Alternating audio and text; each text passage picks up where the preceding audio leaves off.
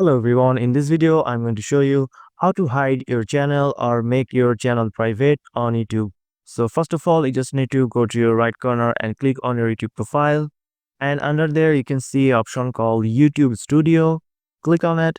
After opening the YouTube Studio, you just need to go to the left corner of your settings, click on the settings option, then you just need to go to this channel option, and after that go to the advanced settings, and you just need to go down, and here you'll find the option called remove YouTube content. Click on the remove YouTube content, and after that you may need to log in with your password of the Gmail, and after login with your Gmail again, you'll find this option called I want to hide my channel.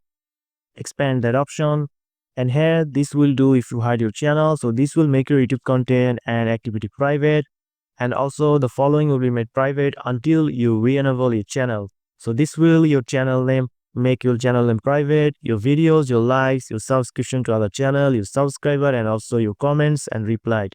And your data on other Google properties will not be removed. So you just need to check mark all this and just click on hide my channel, and after that it will just hide your YouTube channel. So this is how you can do this. So if you found this video helpful, please subscribe to this channel, and thank you for watching.